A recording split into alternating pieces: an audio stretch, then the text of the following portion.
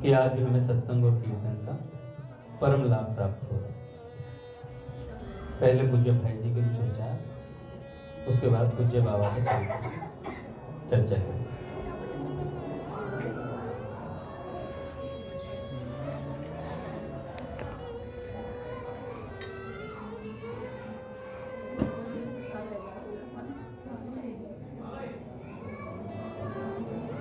पूज्य भाई जी कहते हैं,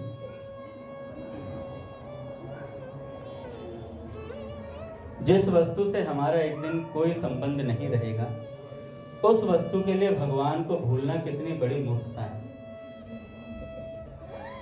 जिस वस्तु से एक दिन हमारा कोई संबंध नहीं रहेगा, उस वस्तु के लिए भगवान को भूलना कितनी बड़ी मूर्खता है।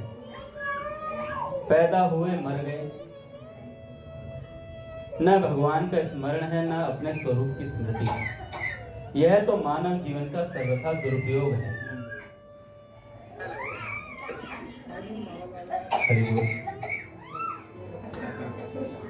थोड़ा थोड़ा कृपा करें मुझ पर।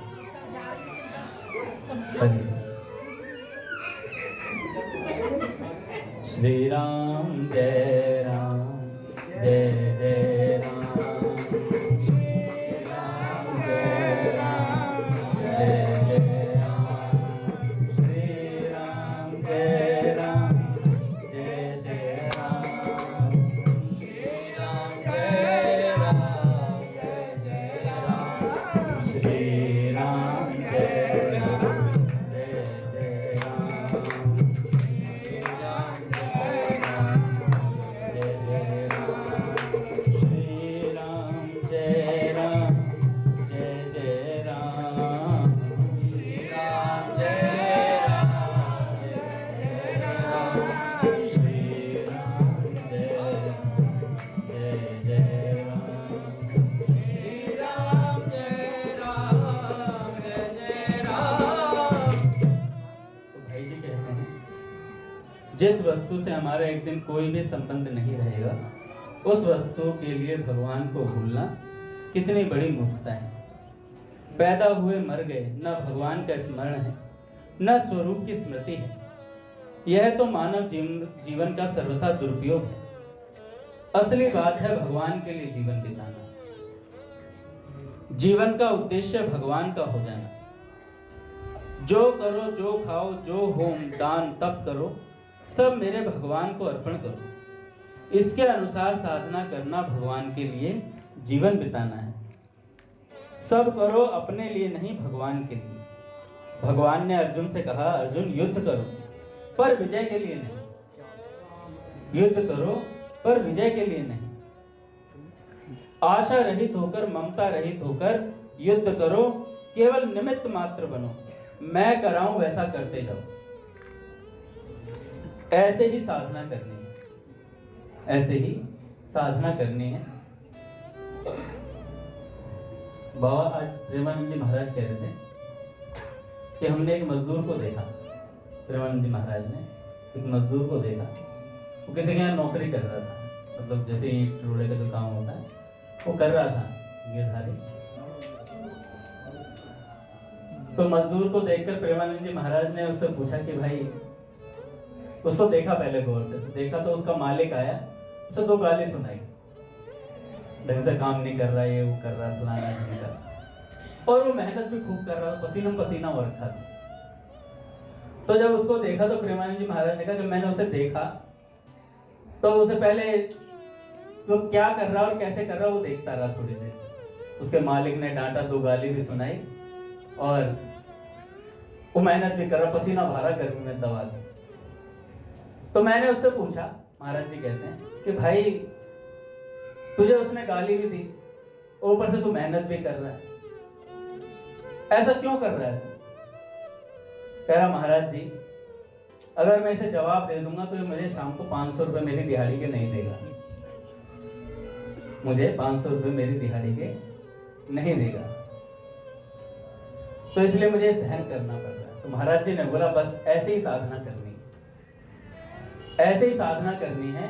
तुम्हारा काम क्या है? तुम्हें भगवान की प्राप्ति करनी है। यहाँ के संसार के लोग आपको गाली भी देंगे, मेहनत भी करवाएंगे खूब। ऑफिस वाले काम यही काम होता है। किसी ने कहा ऑफिस में बाबा नौकरी करने वाला अपने गुलामी के पेपर पे साइन कर देता है, गुलामी के पेपर पे हस्ताक्षर करके आता हूँ कि मैं आपका गुलाम हूँ इतने साल के, जब तक आप नहीं निकालोगे। तो महाराज जी ने बोला देखो अपना काम है मेहनत करना, राधा राधा करना, नाम जपना, भगवान का सत्संग सुनना और भगवान की प्राप्ति को 500 रुपए उसका लक्ष्य है ना, ऐसे हमारा भगवान की प्राप्ति लक्ष्य है। जब वो सहन करता जा रहा है तो हमें सहन करने में क्या दिक्कत है?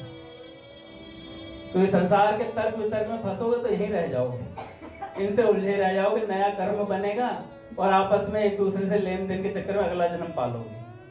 उससे राग उससे हो गया, उससे द्वेष हो गया। तो बस इतनी सी बात है। महाराज जी का साधना ऐसे ही होती है कि चलते जाओ चुप रह करके प्यारे प्रियतम, पूज्य बाबा का सूत्र है। तो भगवान के लिए जीवन बिताना है, जो होता है सब भगवान का किया ही होता है, इसलिए अहंकार का त्याग कर दो, कर्म का फल भी छोड़ दो, भगवान पर ही, भगवान के हाथ के यंत्र बनकर उनके इच्छा अनुसार चलते जाओ। अच्छा, पता कैसे चले हम उनके इच्छा अनुसार चल रहे हैं, भगवान की इच्छा? अगर हम धर्म से युक्त कार्य कर रहे हैं तो भगवान की इच्छा में ही कर रहे हैं, और धर्म से विरुद्ध कोई कार्य कर रहे हैं वो भगवान की इच्छा नहीं है। सीधा सीधा महाराज जी ने बोला कि वो सीधी सी बात समझ लो, धर्म के अनुसार कार्य हो रहा है, आपको पता है, धर्म इतने अज्ञानी हम नहीं है, क्या गलत है क्या सही है हमें पता है, तो उसके अनुसार चल रहे हो तो भगवान की इच्छा है। जिसके जिम्मे जो काम है वह वही करे बैठकर, पर करे भगवान की सेवा के लिए। यहां तक कि मन के प्रत्येक संकल्प विकल्प को भी भगवान की सेवा से जोड़ दे। जिसके मन बुद्धि शरीर एवं इंद्रियों पर भगवान का पूर्ण अधिकार हो गया वह मुक्त है भैया। श्री गोपी जनों के मन बुद्धि शरीर पर एकमात्र भगवान का ही अधिकार था। भगवान ने उनके लिए स्वयं यह स्वीकार किया, ता मन मनस का मत प्राणा। सब काम करो पर करो भगवान को याद रखते हुए भैया, उनकी प्रीति के लिए। हम नौकरी करते हैं, व्यापार करते हैं, पर उस नौकरी या व्यापार को भगवान को याद करते हुए भगवान की प्रसन्नता के लिए करें तो वह व्यापार भी भगवान की पूजा बन जाएगा। सारे पदार्थों पर से अपनी मालिकी उठा दो, सारे पदार्थों पे से अपनी मालिकी उठा दो, भगवान को मालिक बना दो। मालिक भगवान को बना दो और स्वयं बन जाओ क्या? मैनेजर। स्वयं बन जाओ मैनेजर। मैंने बाबूजी का बाबा का एक वो बताया था ना, परिवार के मुखिया पुस्तक से, वो जो वृद्ध माता जी थी जिन्होंने संस्मरण लिखे, उनका एक फार्म हाउस था, तो बाबा ने कह दिया था आज से तू मैनेजर है, मैं मालिक हूँ इस फार्म हाउस का। और जब से मालिक बने तब से उसमें कोई दिक्कत नहीं आई जीवन में। नहीं तो पहले बहुत दिक्कतें आती थी, बिजली पानी सब चीजें सब बढ़िया चलने लगा। बाबा ने कहा ये मेरा है, तू मैनेजर है, तू सिर्फ मैनेजर है, संभालेगी, इधर उधर के कार्य करेगी, बाकी मालिकाना हक मेरा, नाम लिख दे, मेरे नाम लिख दे, खत्म हो गई तेरी मालिकी अब यहाँ से। तो सब काम करो पर भगवान को याद रखते हुए मालिक भगवान को बना दो और स्वयं बन जाओ मैनेजर। भगवान के चिंतन में ही सुख की तृप्ति की खोज करो, फिर जीवन दिव्य बन जाएगा। क्रियाएं सबकी सब भगवान के लिए होने लग जाएंगी। ऐसा असंभव नहीं है। कुछ भी ना हो सके तो जिस किसी भाव से हो भगवान का नाम लो। अगर कुछ भी ना हो सके तो एक काम करो, भगवान का नाम लो। नाम का सच्चा आश्रय लेकर निश्चिंत हो जाओ। देखो भैया, संत सबकी भलाई करते हैं। केवल इतनी ही बात नहीं है, संतों में ऐसी शक्ति है कि उस शक्ति के संस्पर्श में जो भी आ गया उसका परम कल्याण हो गया, चाहे उसे यह मालूम हो या ना हो। संत का मिलना ही बड़ा दुर्लभ है, पर वे यदि मिल गए तो काम बन गया। उनके वस्तु गुण से ही काम बन जाता है। श्रद्धा होने पर काम हो, इसमें कौन सी बड़ी बात है। अमृत का संस्पर्श हुआ कि अमर हुए। इसी प्रकार किसी तरह से भी संत का संस्पर्श हो गया तो कल्याण हो गया। संतों को ना पहचान कर भी उनकी सेवा करने से, उनके दर्शन से कल्याण तो होता ही है। उनकी अवज्ञा तक करने जाकर उनके संस्पर्श में आने का फल भी अंत में कल्याण ही है। नल, कुबर और मणिग्रीव देवर्षि नारद जी की अवज्ञा करके भी भगवान को पा गए, अवज्ञा करके भी भगवान को पा गए। श्रीमद् भागवत में कहा गया है, एक और पार्थिव भोग है, स्वर्ग है, मोक्ष है, तथा दूसरी ओर संत का संग है, दूसरी ओर संत का संग है। यह तुलना भी नहीं होती, ऐसा दुर्लभ संतों का संग होता है। संत का दर्शन करने के लिए भगवान की कृपा अपेक्षित है, और संत दर्शन होने पर ही भगवान की अनुभूति होती है। बिनु हरि कृपा मिलहि नहीं संता, भगवान की कृपा हुए बिना संत का दर्शन नहीं होता। संत और भगवान में भेद नहीं है, नारद जी ने यह बात कही है। भक्त भक्ति भगवंत गुरु चतुर नाम वपु एक, यह संत की महिमा है। ये तो हुए बाबूजी के विचार। अब बाबा के चरित्र से कुछ, वो बाबा जैसे संत का मिलना, उनके बारे में सुनना, ये भी बड़ी कृपा की बात है। नहीं तो ऐसे संतों के बारे में सुनने को ही नहीं मिलता। पहले दो संस्मरण सुनाता हूँ। हाँ,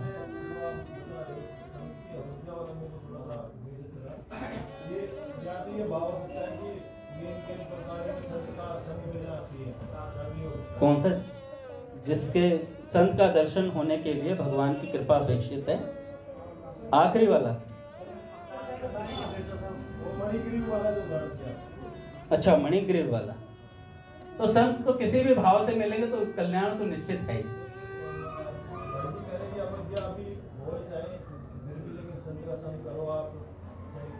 कितने दिन कर पाएगा बाबा, कितने दिन कर पाएगा? जैसे बाबूजी के यहाँ जो बंदा चोरी करने जाता था, उसके स्वभाव में चोरी थी, उसका स्वभाव उसने अपनाया, पर बाबूजी के स्वभाव के कारण वो सुधर गया। तो कहने का मेरे को जो समझ में आता है वो ये है कि संत के साथ लगे रहोगे तो कभी ना कभी स्वभाव में परिवर्तन आ जाएगा। इस भाव से मेरे को ये बात समझ में आती है।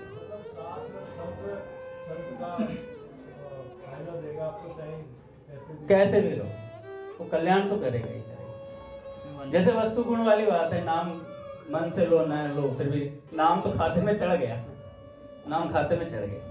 तुलसी बाबा के जीवन में उनके दो लोग रामचरितमानस चुराने आए, हाँ, राम जी के दर्शन हो गए। जैसे ये भैया बता रहे हैं, कह रहे कि रामचरितमानस चुराने आए थे तुलसीदास जी के चरित्र में, तो वे उनको राम जी के दर्शन हो गए, जिस भी भाव से आए।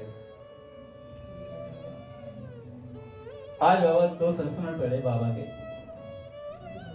बाबा कहते हैं कि मेरे जीवन में भगवान की कृपा कैसे उतर के आई, मैं मेरे जीवन, और मैं ही जानता हूं, उसे वैज्ञानिक भी प्रूव नहीं कर सकते।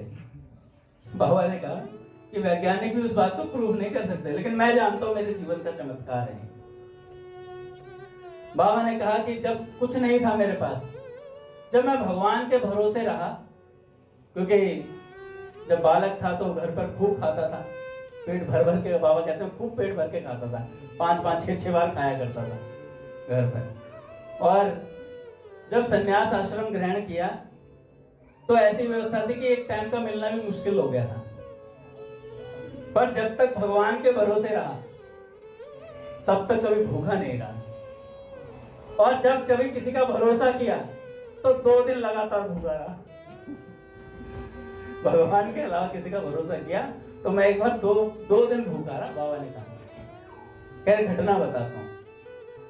बाबा ने कहा जब मैंने सन्यास ले लिया तो ज्यादातर मेरा जो संग था पूज्य भाई जी के संग रहने का था। एक बार तो मैं ऐसे ही जब सन्यास ले लिया तो एक वृक्ष के नीचे बैठा हुआ था, कोई आया और आकर के मुझे, पूरे दिन से भूखा था, मेरे को लग रहा था आज भूखे ही सोना पड़ेगा, पर रोज ऐसा कुछ बानक बनता था, कोई संतरे दे जाता था 4, या कोई दूसरा फल दे जाता था, इस तरीके से मुझे कुछ ना कुछ मिल ही जाता था। पट खोलेंगे हमारे। श्री राम जय राम, जय जय राम, श्री राम जय राम, जय राम, श्री राम जय राम, जय जय राम,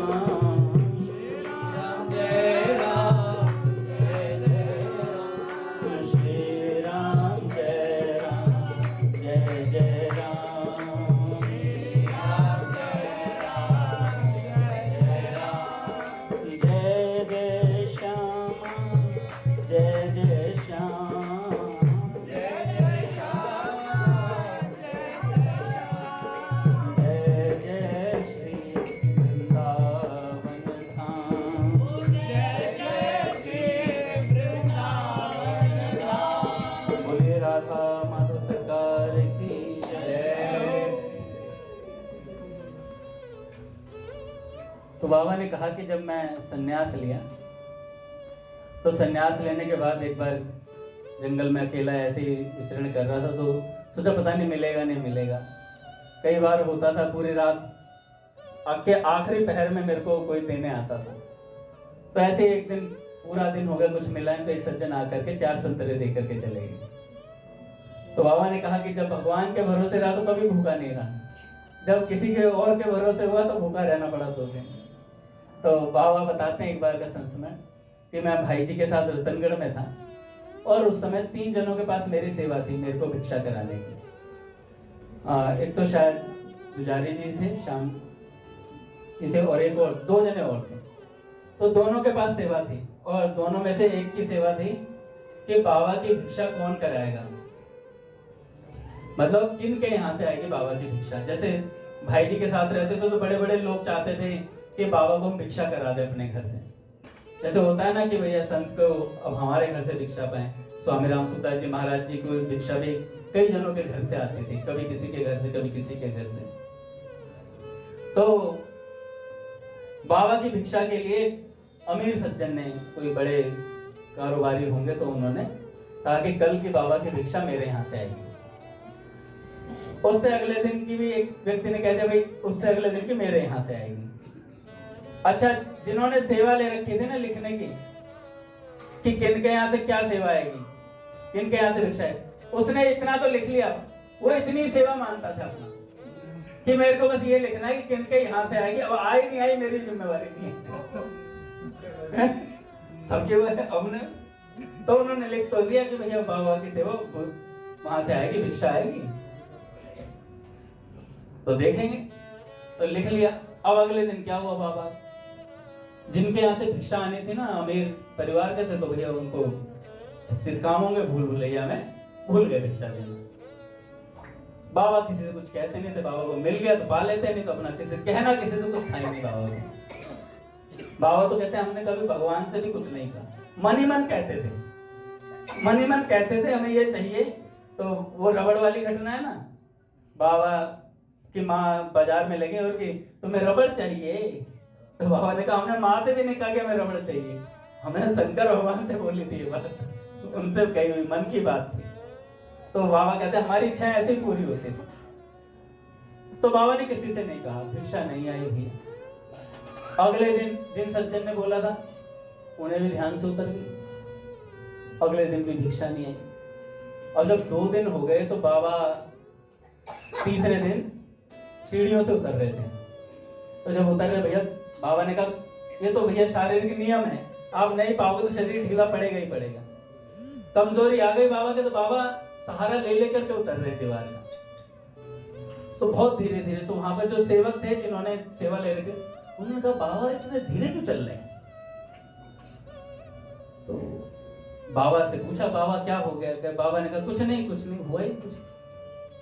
तो उन्होंने कहा लगता है बाबा की भिक्षा में कुछ अनुचित वस्तु आई है जिसका बाबा पर रिएक्शन हुआ है। अच्छा, बाबा इस घटना को बता रहे, तो बाबा ने कहा अनुचित तो तब आएगी जब आई होगी।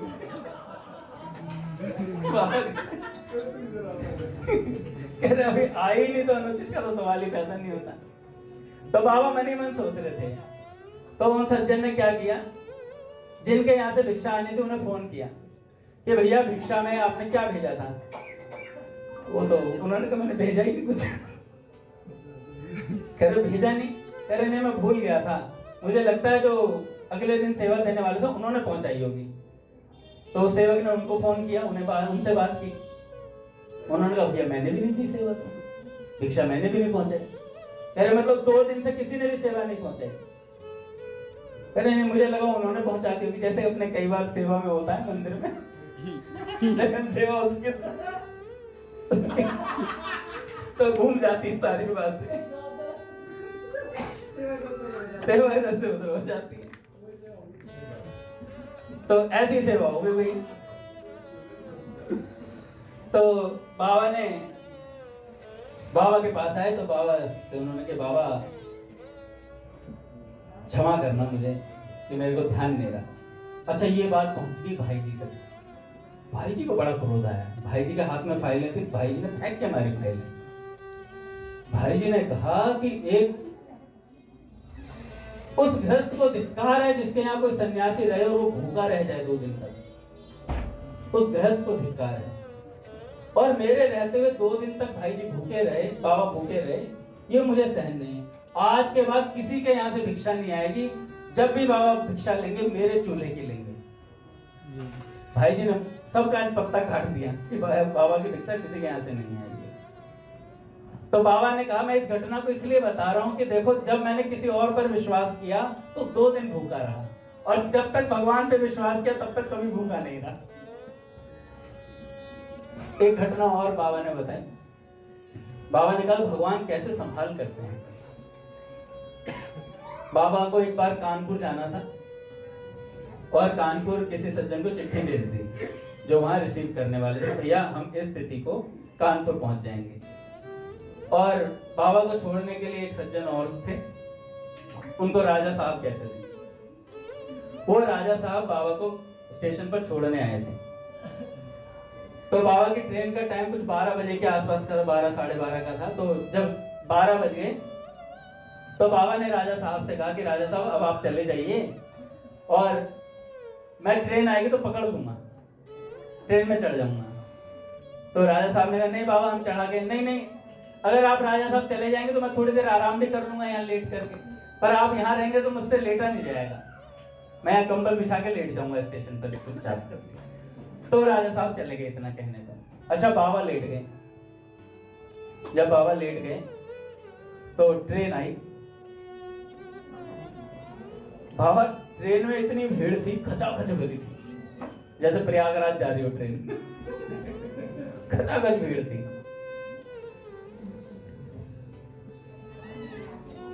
और बाबा का स्वभाव नहीं था कि किसी को धक्का मुक्की करके कभी ट्रेन में चढ़े हो बाबा, ऐसा स्वभाव बाबा का था ही नहीं। बाबा ने स्वयं बोला मेरे को ये अच्छा ही नहीं लगता था कि मैं धक्का मुक्की करके कहीं चढ़ूं या किसी को हटाऊं या किसी से कुछ कहूं। बाबा ने ट्रेन छोड़ दी। दूसरी ट्रेन आई, दूसरी में भी भीड़ थी। बाबा करे तो करें, बाबा ने 4 ट्रेन छोड़ी और 4 ट्रेन छोड़ने के बाद कहने लगे अब तो पता नहीं कानपुर जाऊंगा नहीं जाऊंगा, मैं तो स्टेशन पे ही बैठा हूं। बाबा स्टेशन पर बैठ गए और जिनको बोला था कानपुर पे रिसीव करने के लिए वो सज्जन वहां पहुंच गए भैया। अब बाबा यहाँ स्टेशन पर बैठे हैं, तो स्टेशन पर बैठे हुए बाबा के एक मित्र आए, एक ऑफिसर आया। तो उसने बाबा की तरफ देखा गौर से झुक करके, तो बाबा ने भी देखा। बाबा तुरंत पहचान गए पर वो नहीं पहचान पाया। तो बाबा ने देखा ये तो हमारे साथ पढ़ता था लड़का, विजय नाम है इसका, ये वो है। तो बाबा ने नेत्र नीचे कर लिए और कुछ बोले नहीं, चुपचाप गर्दन झुका ली। पर वो जो विजय थे वो गौर से देख रहे हैं बाबा को, देखते रहे देखते रहे देखते रहे। तो बाबा ने जैसे ही गर्दन उठाई, नेत्र से नेत्र मिले, तो वो बाबा को पहचान गए। कहने लगे अरे चक्रधर ये क्या हाल है, ये कैसा वेश बना रखा है। तो बाबा ने कहा, बाबा ने बोला कि भैया ये ऐसा ही है, अब तो ये ऐसा ही है। तो बाबा बता रहे थे कि वो फुटबॉल का बहुत अच्छा खिलाड़ी था जब साथ में पढ़ते थे, और इतना अच्छा प्लेयर था, और प्लेयर तो मैं भी अच्छा था, बाबा कह रहे थे मैं भी फुटबॉल का अच्छा प्लेयर था। तो बाबा ने विजय से बातचीत शुरू करी। तो बाबा को पता चला ये सीआईडी ऑफिसर है इस समय, और यहाँ रेलवे स्टेशन पे इसकी ड्यूटी लगी हुई है आज, तो इसलिए यहाँ नियुक्त है। तो ऐसे बात करते करते तो बाबा ने बातचीत शुरू करी। तो बाबा से बात करते करते उन्हें पता चला, तो उन्होंने कहा कि आप ऐसे इस हालत में वेश धारण किया संन्यास हो। तो बाबा ने सारी चीजें बताई, उन्हें समझाई और बोला कि मुझे कानपुर जाना है। तो उन विजय जी ने कहा कि इतनी सी बात है, अगली ट्रेन आएगी मैं आपकी सीट की व्यवस्था कराऊंगा। कह रहे रात के 2-2:30 बज रहे, ट्रेन आई है, खचाखच ये भी भरी हुई है। पर वो विजय जी ने कहा कि आइए आप। ऐसे खाली डिब्बे में लेकर के गए और सब लोगों से बोला, एक बर्थ उन्होंने अच्छे से बाबा को दिलाई लेटने के लिए आराम से। तो बाबा ने कहा मेरी व्यवस्था हो गई, विजय का बहुत बहुत धन्यवाद। और मैं चला गया ट्रेन में बैठ। वहां पहुंचा तो वो कानपुर वाले सज्जन 4 ट्रेनें वो भी छोड़ चुके थे, 4 ट्रेनों में चेक कर चुके थे कि बाबा नहीं आ रहे। अच्छा, ना बाबा ने उन सज्जन को देखा था, ना उन्होंने बाबा को देखा था कभी। तो उन्हें बस चिट्ठी मिली थी कि एक सन्यासी आ रहे हैं, एक सन्यासी आ रहे हैं। तो बाबा पहुंचे वहां पर। अच्छा, कमाल की बात तो ये है कि 4 ट्रेनों में चेक करने के बाद भी वो सज्जन कार लेके वहीं खड़ा रहा। कार नहीं तो भैया यहाँ तो एक ट्रेन में ना आया, पागल बना रखा है क्या? इतनी देर से खड़ा, पागल है क्या? ओवर टाइम चल रहा है। ओवर टाइम हो जाता है, फिर तो भग जाता गाड़ी लेके। मैंने सुना फिर तो वृंदावन लेके गया कुछ लोगों को। तो इतने 3 दिन कथा चली, इतने तो ये और आगे घूम आया सवारी लेके। रघुनाथ जी थे क्या? रघुनाथ जी थे, महादेव जी वगैरह को लेकर। तो वो यहीं रह गई, आगरा घूम आया। तो 4 बार ट्रेन छोड़ी तो वो सज्जन कार लेके वहीं खड़े रहे। जब बाबा उतरे तो बाबा को देखते हुए सज्जन ने कहा कि मुझे एक चिट्ठी मिली थी जिसमें चक्रधर मिश्र नाम के एक सन्यासी उतरेंगे, तो क्या आपका नाम ये है? तो उन्होंने कहा हाँ भाई, नाम मेरा ये है। तो उन्होंने कहा मैं आपकी क्या सेवा कर सकता हूँ? तो बाबा ने कहा कि मुझे गंगा किनारे ले चलो, मैं वहां शौच क्रिया से निवृत्त होकर के फिर उसके बाद आगे जाऊंगा। तो बाबा ने जब ये पूरी घटना बताई, बाबा ने कहा कि ये भगवान की कृपा ही है कि विजय नाम का वो सज्जन मुझसे मिला, मेरी व्यवस्था करी, और उसके बाद एक निरे संसारी व्यक्ति जो ट्रेन का इंतजार कर रहा है उसमें संत निष्ठा पैदा कर दी कि उसने 4 ट्रेनें छोड़कर भी मेरा इंतजार किया। इसे भगवत कृपा कहते हैं। बाबा कहते हैं ये छोटी छोटी चीजें मेरे जीवन में भगवत कृपा का बड़ा आकार लेती चली गई। छोटी छोटी चीजों से। पूज्य भैया भी कहते हैं कि छोटी छोटी जो कृपा होती है ना, हम सोचते हैं तो ऐसे ही हो गया, मेरे को लग रहा है रघुनाथ जी ने बता दिया होगा इसलिए आए होंगे मेरी मदद करने के लिए। जैसे भी आया मदद मिली ना, ये भगवान की कृपा ही हुई है कि जो मदद मिली है। तो ऐसा बाबा ने भैया बताया। बाबा ने कहा कि देखो ये कृपा का संबल है, भगवान जहां तहां रक्षा करते हैं। तो बाबा के पूज्य पिताजी का नाम था श्री पंडित श्री महिपाल जी मिश्र, और पुण्यमयी सौभाग्यशालिनी धर्म पत्नी पूज्या अधिकारिणी देवी जी की कोख से पूज्य बाबा ने 1913 में 16 जनवरी को जन्म लिया था पूज्य बाबा ने। वैसे तो इनका नाम चक्रधर मिश्र था, लेकिन जो विख्यात हुआ ज्यादा, पहले चक्रधर मिश्र हुआ और फिर उसके बाद पूज्य राधा बाबा इनको कहने लगे। और जो शुरुआत का नाम था, जो राशि का नाम था, वो लालमणि था बाबा का, लालमणि नाम था। और इसके बाद जब पूज्य बाबा 4 वर्ष के हुए,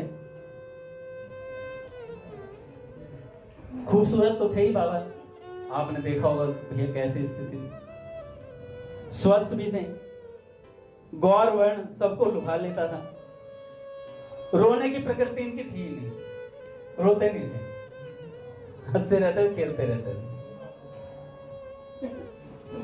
1 साल की आयु हुई तो कभी कभी हाथ में एक छोटी सी छड़ी लिए हुए आता और घर की बड़ी महिलाओं और बहनों को खेल खेल में पीट देता था। मुझे बाबा कह रहे हैं 1 साल का छड़ी लेता और बड़ी बड़ी महिलाओं उनको छड़ी से मारना शुरू कर देता था, और अपने बराबर के बच्चों से तो झगड़ा भी चलता था।